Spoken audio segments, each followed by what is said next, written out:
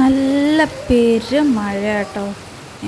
അടിപൊളി മഴ, നല്ല തണുപ്പുണ്ട്. അയ്യോ, വിറകൊക്കെ നനഞ്ഞും പോയി.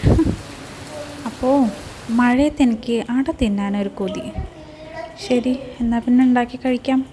അപ്പോൾ മഴയൊന്ന് മാറിയ തക്കം നോക്കിയിട്ട് ഇല വലിക്കാൻ പോയതാണ് കേട്ടോ. ഫുൾ ചളിയായിരുന്നു. അതിൻ്റെ ഇടയിൽ തപ്പിത്തടഞ്ഞു പോയി, എങ്ങനെയൊക്കെയോ പോയിട്ട് ഒരു പീസ് ഇല കിട്ടി. ബാക്കിയുള്ളത് അപ്പുറത്തുനിന്നും എടുത്തായിരുന്നു കേട്ടോ, ഞാൻ എടുത്തില്ല.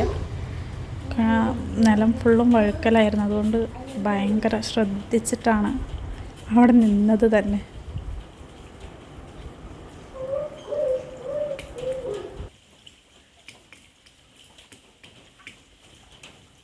നല്ല ആവി പറക്കുന്ന അട അതേ റെഡി ആയിട്ടുണ്ട് കേട്ടോ.